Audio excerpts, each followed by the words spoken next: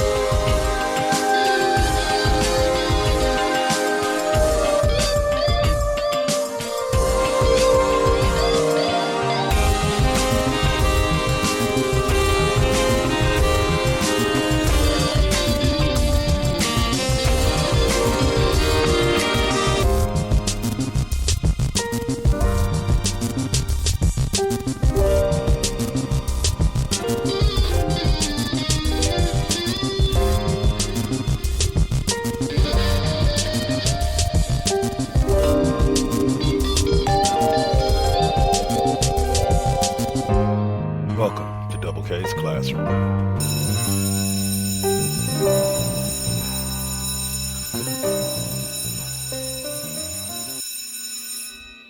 Class is officially in session.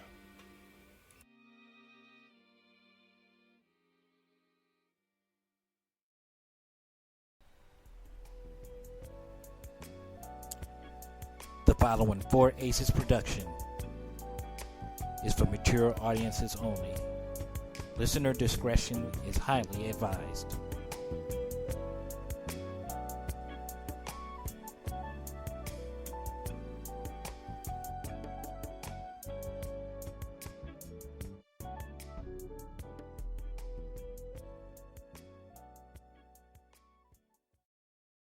Good evening, y'all, and welcome to this week's edition of Double K's Classroom.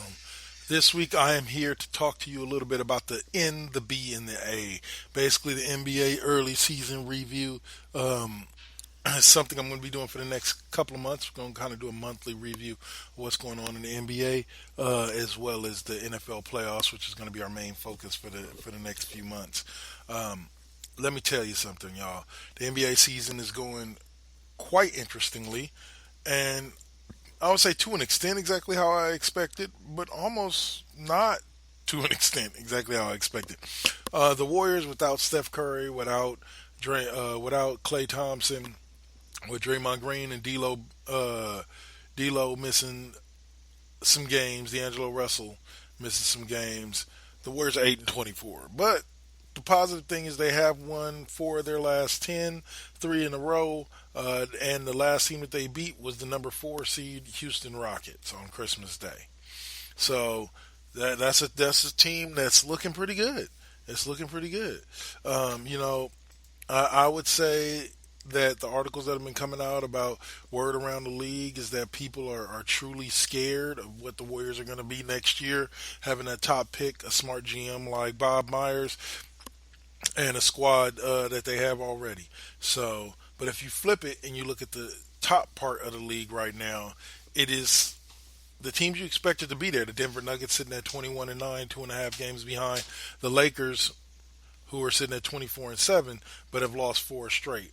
The Clippers are cruising up behind them, having beaten the Lakers on Christmas Day, are 23-10, with the Rockets sitting behind them, having just lost to the Warriors at 21-10. The Mavericks are 20-10, and then you round out the top 8 with the Utah Jazz, the Oklahoma City Thunder, and the Portland Trailblazers, which bravo to the Thunder for being in it. The Spurs are sitting at 12-18 and just outside of the playoffs, about a game and a half out. And yeah, man.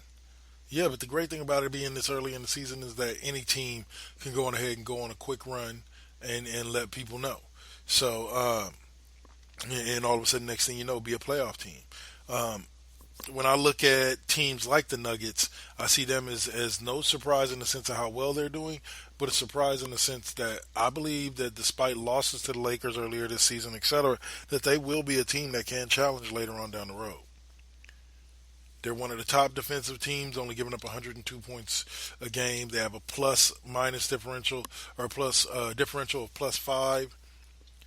So it's a team that I think can go, and especially defensively can do some things. If you don't think so, well, I'm sorry, we don't agree, but I happen to think so. They're a damn good team who can get places for you if you just give them a chance. Jokic is off the hook. I believe Isaiah Thomas is playing for the Wizards now, so he was there but isn't there anymore. The Clippers on Christmas Day to me showed that, sorry, they're under the Lakers' skin. Even with LeBron James and AD on the floor, the Clippers and up 15 points, the Lakers still couldn't close out the Clippers. And I'm going to say it like this, folks. This is not a hot take. This is not a new take. Teams beat individuals every day of the week. Okay? And what I mean by that is this. I'll use the example of the 04 Lakers. The 04 Lakers, I was just explaining this to the Saint when I was talking to him on the phone. The 04 Lakers were a group of individuals that played on a team. Just like this group of Lakers is a group of individuals that play on a team. This Clippers team is a team, and they play as such. And that reason alone for me is one that allows me to say that though the Lakers are dominating the regular season and look like they're going to have a good regular season, etc., I just don't see them possibly even finishing there. Denver or the Clippers may get hot around the All-Star break, which is coming up pretty soon, and end up running away with the conference. The Lakers are a great team, but can they hold it together all season? They're already talking about LeBron missing some games right now. The team that does surprise me is that I would have swapped, if I had to predict early in the season, probably the Oklahoma City Thunder and the Sacramento Kings. Not because the Thunder aren't talented, but just because the Kings are coming off a decent run where I think they finished as the 9 or the 10 seed last season. And I thought they would get better and take a little jump. But that hasn't really happened the way I thought it would. So there they sit, about 2 games out of the 8th playoff spot, where Portland is sitting at 12 and 19, only about a half game better than the Memphis Grizzlies, who are 12 and 20. So we'll see how this all plays out. The Wild Wild West is always one that's difficult to watch.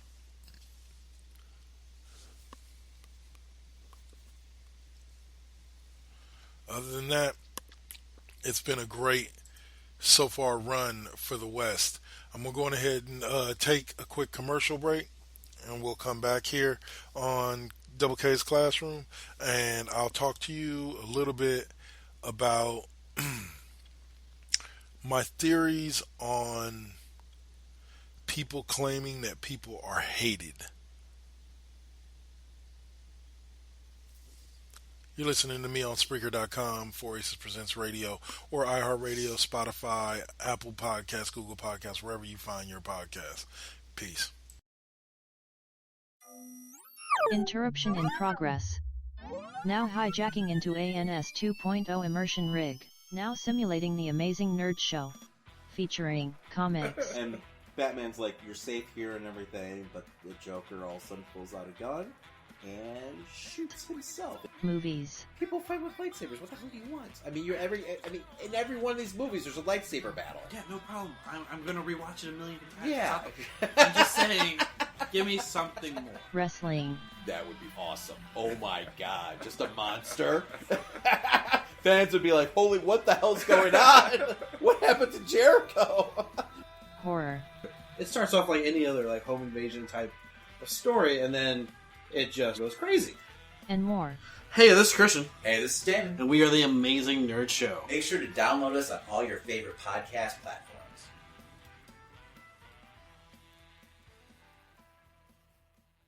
So, what's up? Steve Fingerstyles here, the host of the podcast, spelled DA, of course. Tune in each and every week to hear what pisses me off, what angers me, what I make fun of, and of course, my crazy rants. I also have incompetent co-hosts, cool guests, and a silent producer That sucks. So what more do you need from a podcast? You can listen on Apple Podcasts, Stitcher, TuneIn, SoundCloud, and the Pod Bros Network. Peace.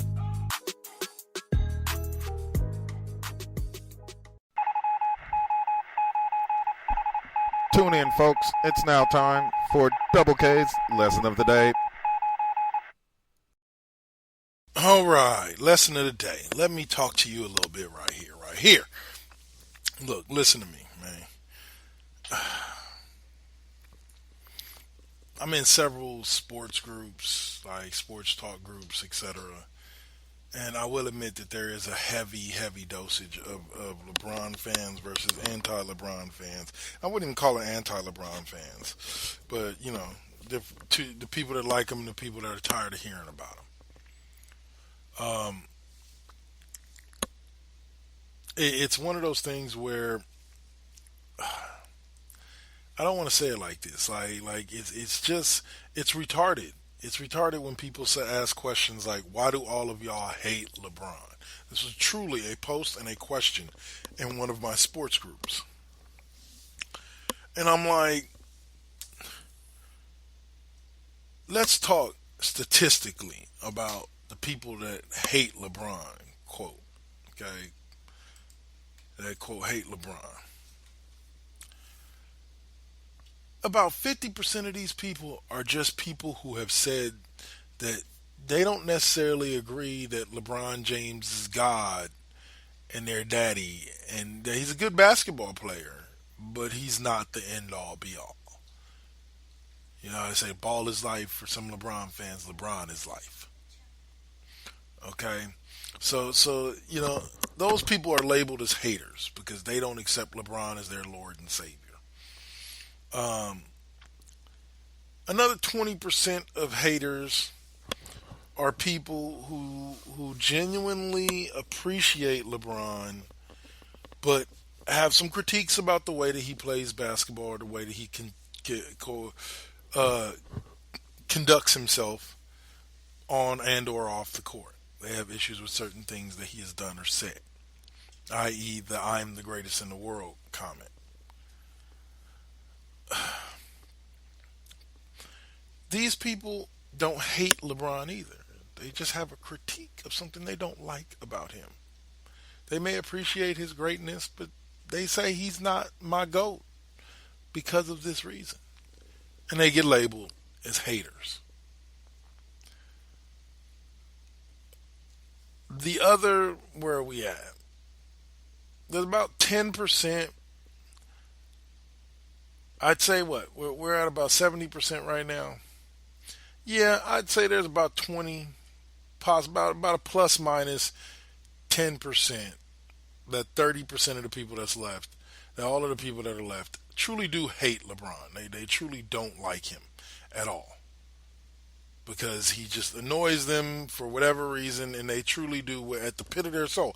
I know my co-host on West Coast Bias, love her and bless her heart dearly, Miss Heather O'Malley. Love her. O'Malley, love you, baby. Every time I talk to her about LeBron, her response is simple. 2 words, fuck LeBron. Those words, those are words that I hear every time I talk about the man.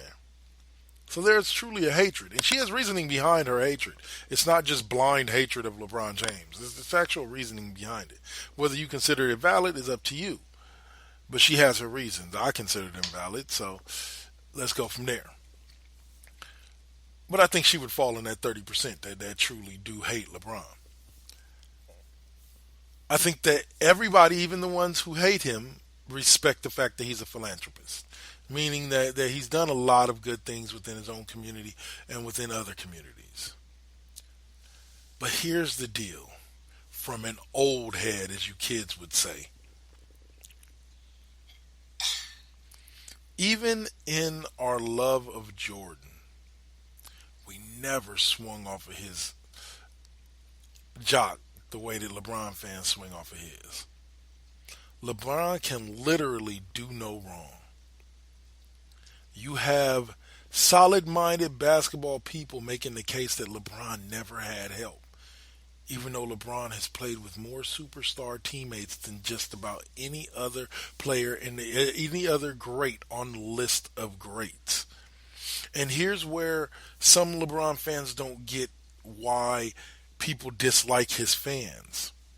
And sometimes it drives them to dislike him.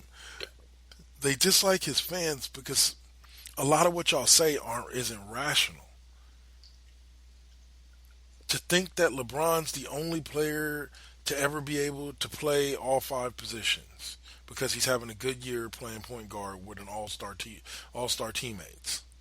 If he was doing what he's doing right now, playing point guard for the Luke Walton when he was playing over there with Luke before he got Luke fired, Lakers, he was out there doubling up 11 assists and doing that and controlling the game like that and calling Luke's plays and making sure kids are running them right.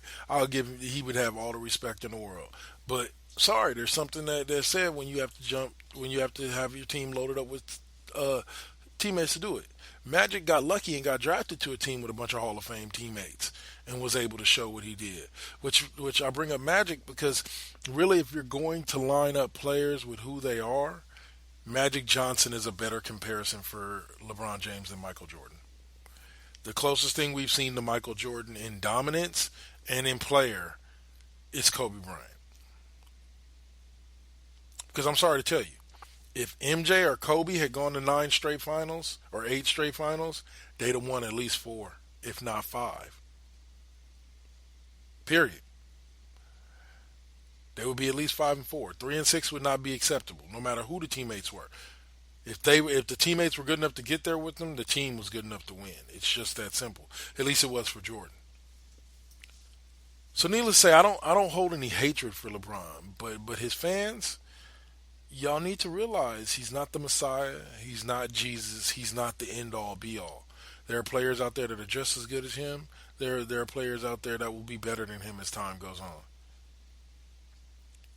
But until another player goes 5-0 or better in the finals, they aren't even on Jordan's level. Period. And you can say, oh, LeBron's faced harder competition. Harder competition. If I remember correctly, LeBron got 2 shots at the Heat, or 2 shots at the Spurs, lost one of them. 3 shots at the Spurs, lost 2 of them. Okay? He got a shot at OKC, beat them.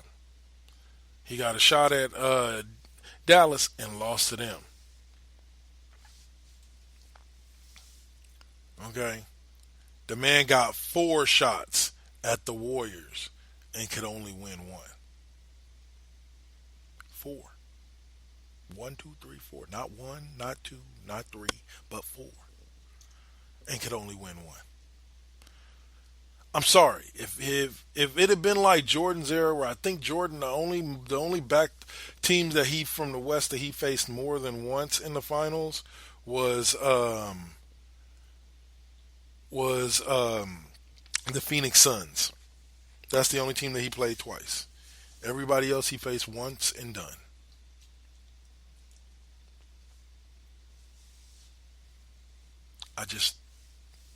I like LeBron. I think he's a great basketball player. I just don't get the loyalty. I don't get the cult-like loyalty to him as a human being. People ready to fight people in person at the bar over what they say about LeBron James. Like that's your daddy. Listen, people, y'all out here fighting people like that's your daddy. Come on now. I love me some Joe Montana. I love me some Jerry Rice. But you can say whatever the fuck you want to about them, and I ain't trying to fight you over it. Unless you put your hands on me, then we can fight. All right. You invaded my personal space. But unless it's something like that, it ain't worth it. I ain't going to put hands on you over a discussion over a football player that ain't paying my bills. So y'all think about that. That's my lesson of the day. LeBron fans, think about that before you go out there defending that man's honor. A man that could literally give two shits in a bucket about you. Just remember that. that's it for my lesson of the day. I hope y'all have enjoyed. We'll be back in a couple minutes to talk a little Eastern Conference, and then we'll be out. You listen to Double K's Classroom, and this has been Double K's lesson of the day.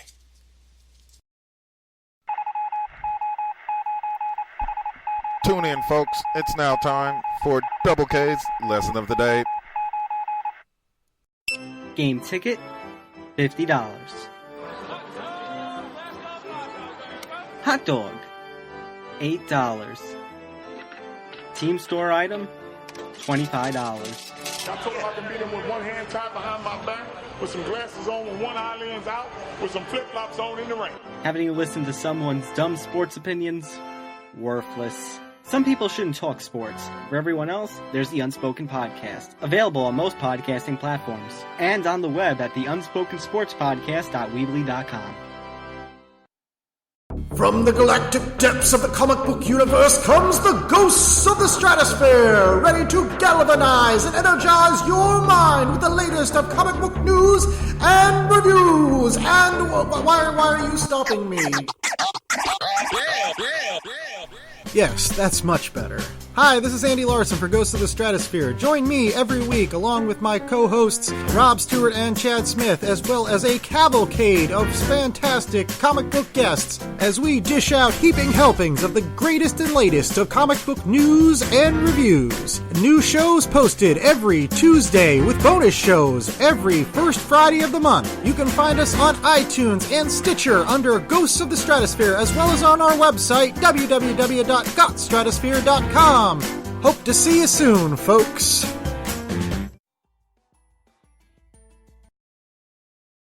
All right, and I'm back on that note. So far throughout the night, we've heard podcast promos from another amazing nerd show, the podcast, the Undisputed Sports Podcast, or the Underground Sports Podcast, and then the Ghost of the Stratosphere. So I hope y'all check those podcasts out, as well as checking out Double K's Classroom.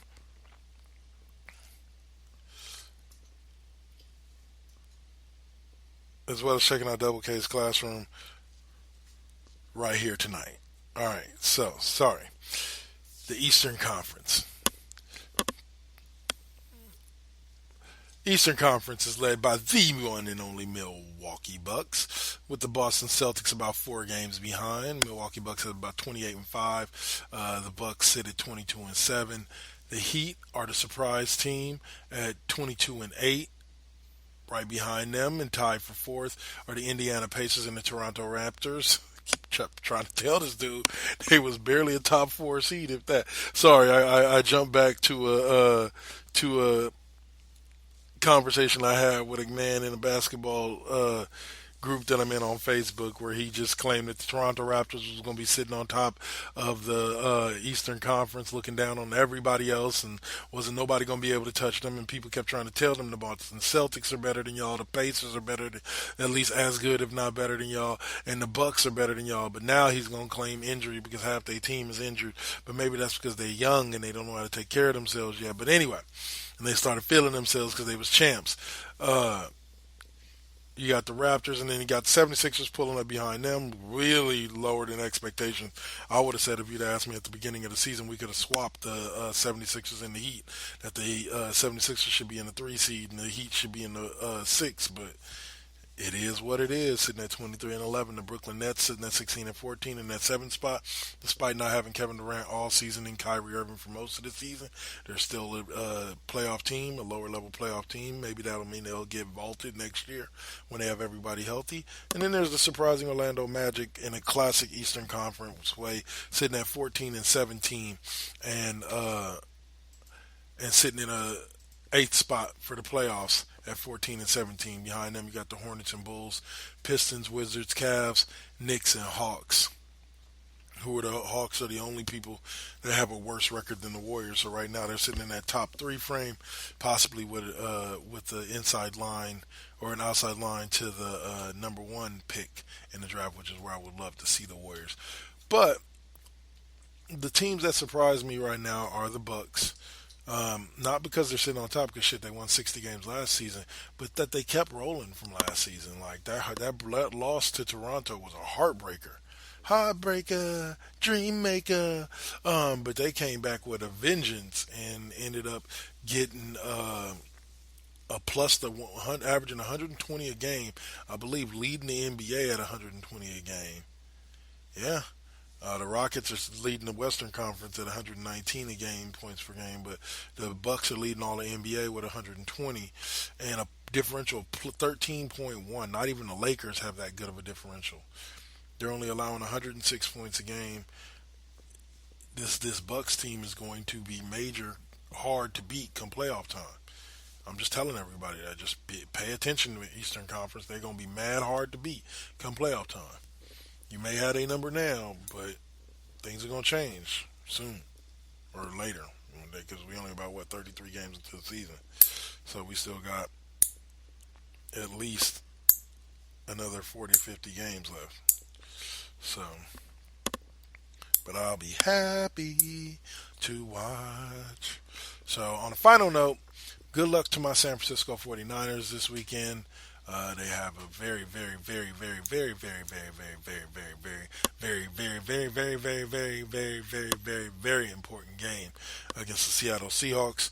They're mostly healthy. Looks like D Ford's going to be out. Jaquiski Tart is doubtful, but they said that most likely he'll play. Richard Sherman will play. They got to go into Seattle and get this W to get this number 1 seed so the D Ford can have an extra week to get rest and come back, and the Niners can play most of their games at home. And I'm just wishing them luck. So from here at Double K's Classroom, to all y'all out there, hope y'all enjoy. Watch the college football playoffs tomorrow while you're listening to Mr. Deacon's Experience. On Sunday, watch your football and listen to some Inspiration Radio, some Brickhouse 2.0,